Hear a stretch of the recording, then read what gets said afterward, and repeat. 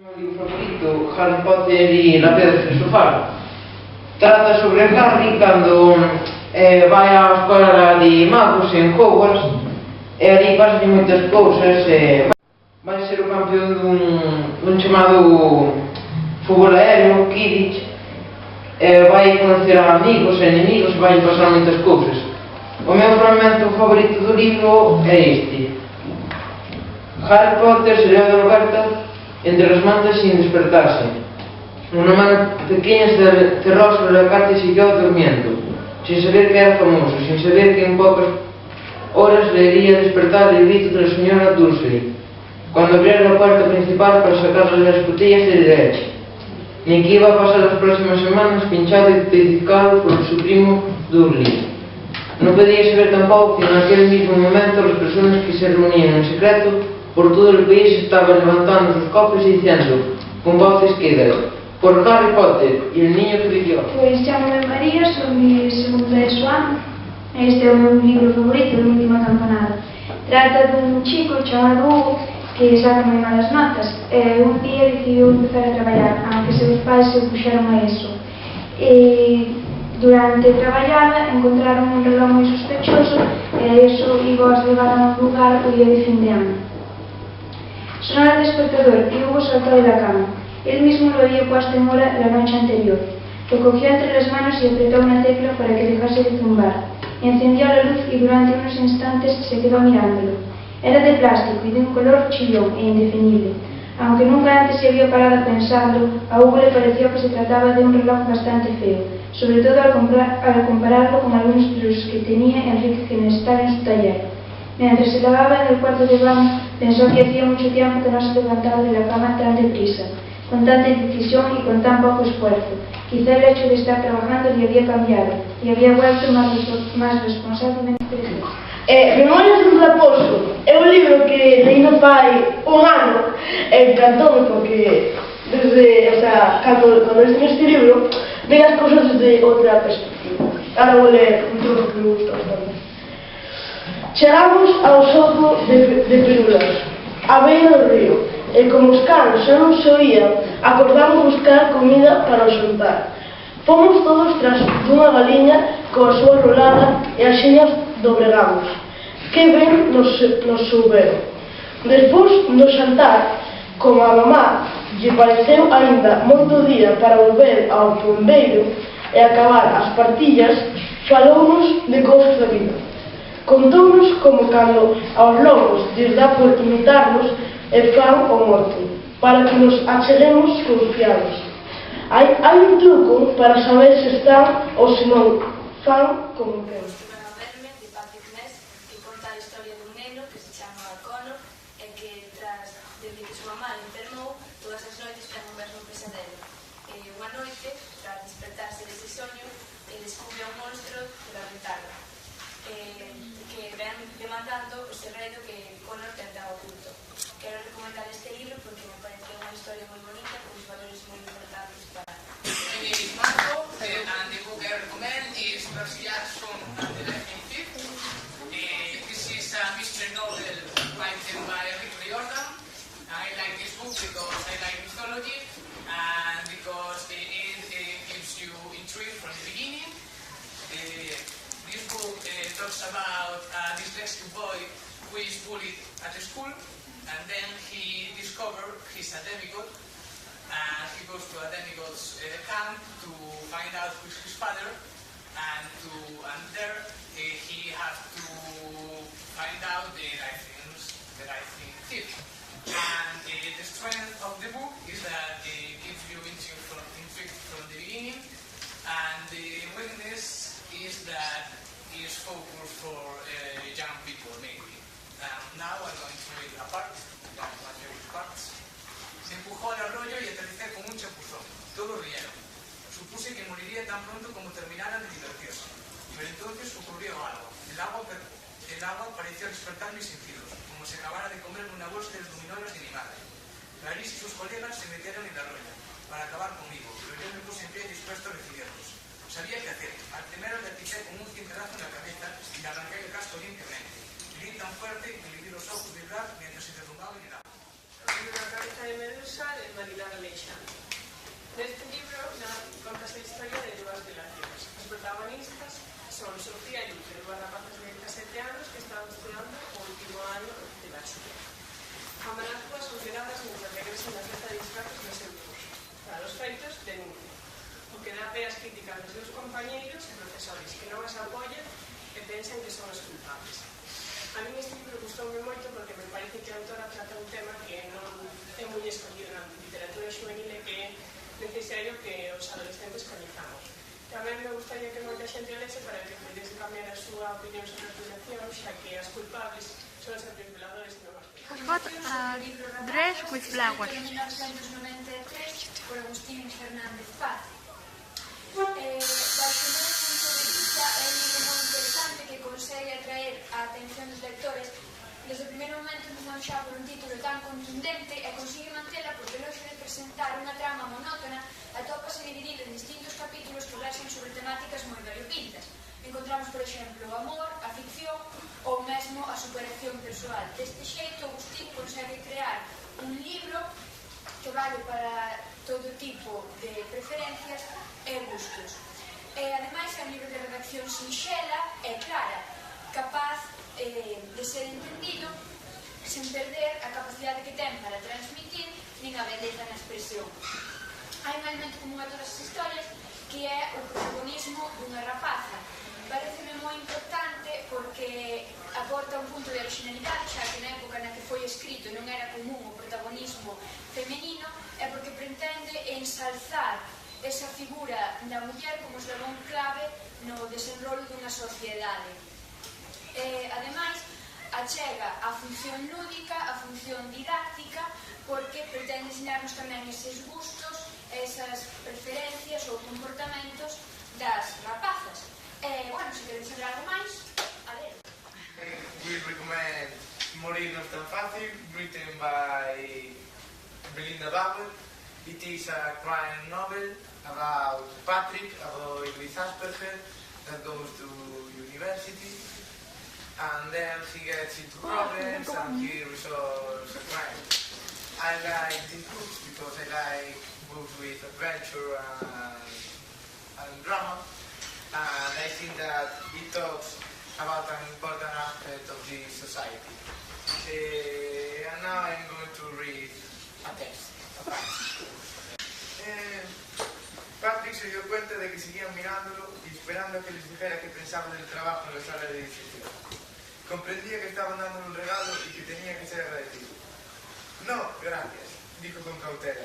Estoy harto de las... Pues vengo a hablar de uno de mis libros favoritos, que es Memorias de un áfrogo hipocondríaco de José Ángel Gómez Iglesias, aunque bueno, seguro que todos vosotros lo conocéis por su nombre artístico, que es Déficit. Y bueno, este es un libro un tanto especial porque no cuenta una historia, sino que habla de sentimientos. Habla pues del amor, de la vida, de la amistad, de los sentimientos en general. Y yo lo recomiendo para, sobre todo, aquellas personas que les gusta demostrar sus sentimientos a sus amigos o a sus parejas. Tiene algunos fragmentos que habla sobre todo de la familia. Y yo ahora os voy a leer uno de estos textos, cuyo título es La crítica. El mundo critica. La crítica es sana cuando se hace desde el conocimiento. Nadie sabe lo que hay detrás de los éxitos y fracasos de alguien. En muchos casos hay muchas horas de estudio, de entrenamiento y simplemente de ganas. Las horas y esfuerzos que invierte el 519 del ranking ATP, el futbolista que juega en segunda B, el que compite en algo que apenas nadie valora, los reportajes en el culo del mundo que tuvo que hacer el ahora famoso presentador, el que oposita durante años o simplemente la persona que hace algo que supone todo el esfuerzo del mundo. Eso que se refleja en la cara cuando estás orgulloso, aunque sea para pocas personas. Eso que consigue que todo mereciera la pena.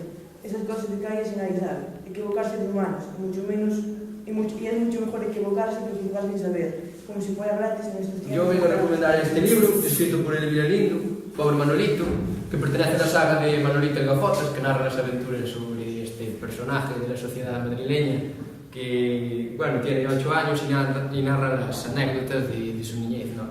En este en concreto, como ya podéis ver en la imagen de la portada, pues va sobre un suspenso en matemáticas y cuenta las historias y cómo le fue el verano después de haber suspendido pues esta asignatura.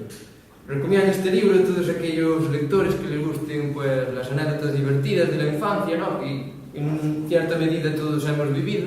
Como veis es un libro corto, fácil de leer y bueno, yo quería recalcar también que tiene diversas ilustraciones que hacen la lectura un poco más amena. Ahora voy a leer un pequeño fragmento aquí. La tía Melitona. Un día la Sita Asunción entró en clase cargada con una caja enorme de cartón. Comprenderás que esto nos puso muy nerviosos.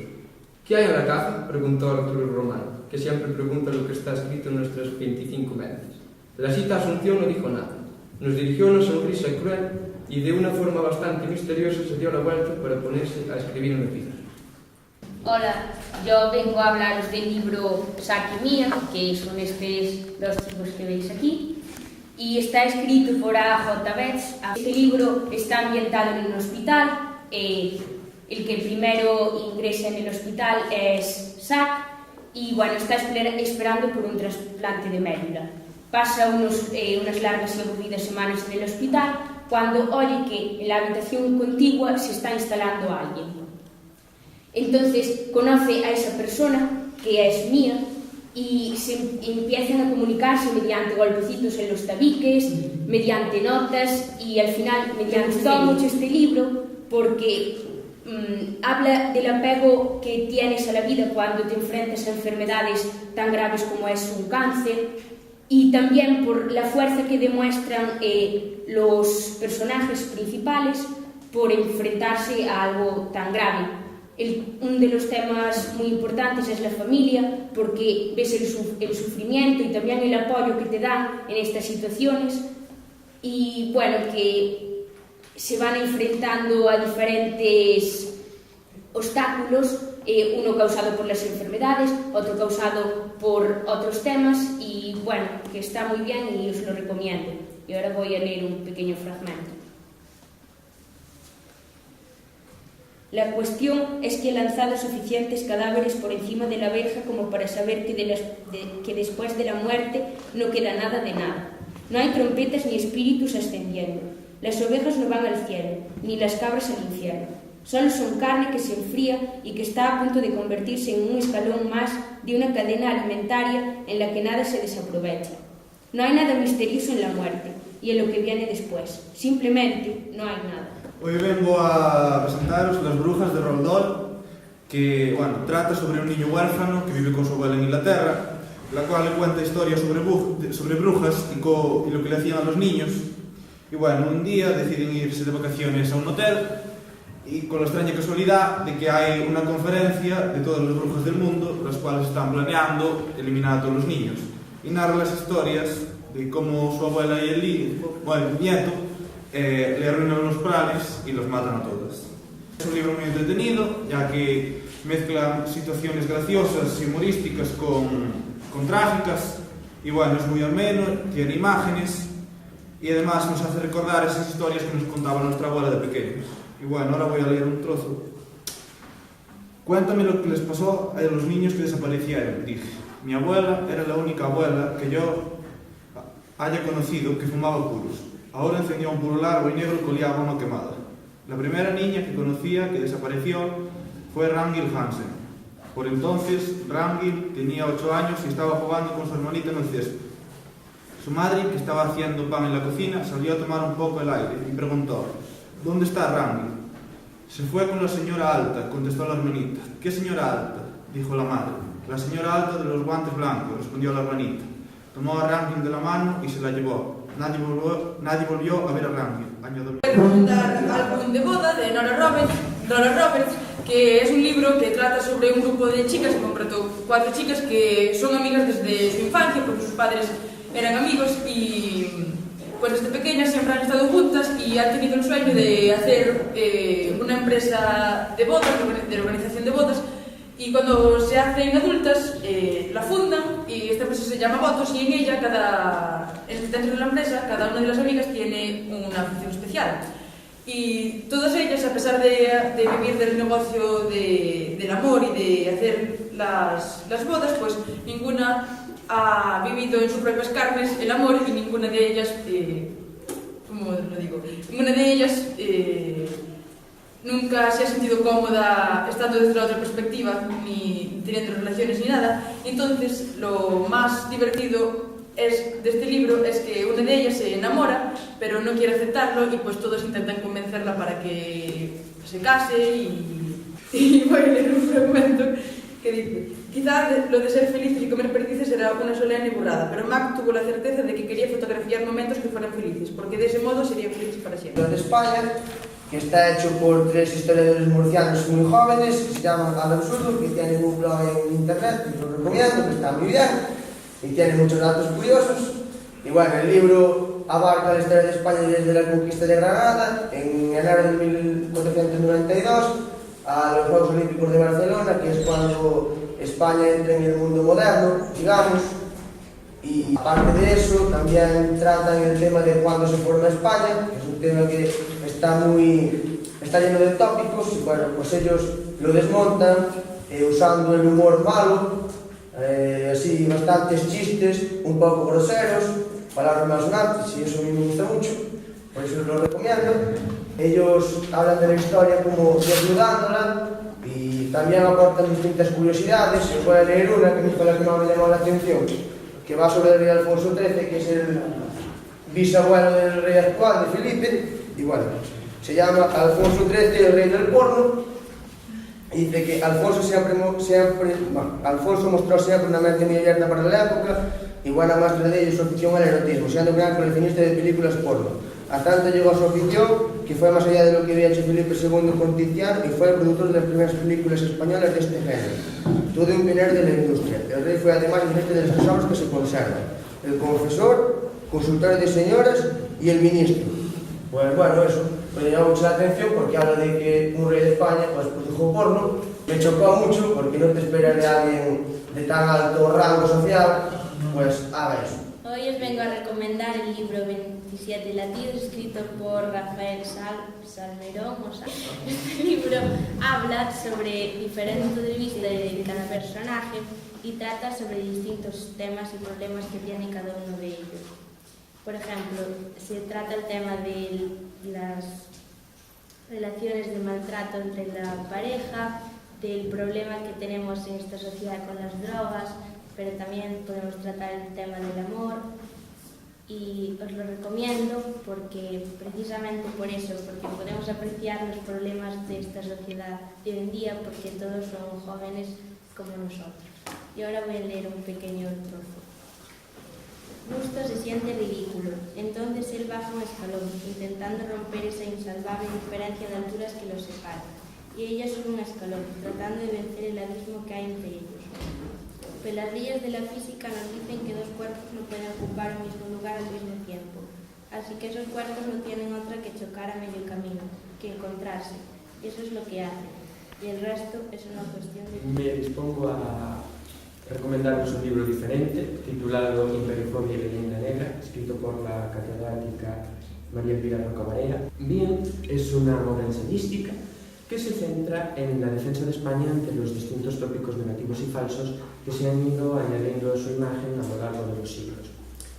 Para ello, utiliza diferentes alusiones de política, cultura, literatura, ciencia, religión, etnografía, economía, sociología, etnografía incluso, por lo que además al mismo tiempo que vais adquiriendo información sobre la tesis principal, también ampliaréis vuestro conocimiento del mundo. Me parece muy interesante porque ha sido escrito por una mujer y debemos dar visibilidad a este colectivo cuando actúa dentro de ámbitos que han sido reservados históricamente a los hombres. También dedica 3 partes, 3 módulos específicos a otras naciones imperiales que han sufrido procesos de difamación similares, como Rusia, Roma y Estados Unidos, y además desmiente todos los tópicos de todas las naciones, buscando el origen de la mentira, además de exponer la verdad. El léxico y la sintaxis es sencilla, porque su objetivo es cambiar la opinión pública, y para ello expone las ideas de una forma clara y concisa para llegar a toda la sociedad. Y termino leyendo un pequeño fragmento. La práctica de la tortura estaba rigurosamente reglada en el Santo Oficio. Los estudios de Lea y Kamen confirman que su uso fue siempre excepcional y que apenas se utilizó en el 1 o 2% de los casos que se investigaban. La tortura no podía poner en peligro la vida del reo ni provocar mutilaciones y se hacía siempre en presencia del médico. Estas precauciones no existían en los tribunales civiles ni de España ni de ningún país de Europa, donde la tortura fue una práctica común hasta hace bien poco. La pena de muerte se aplicaba solo al hereje contumaz no arrepentido.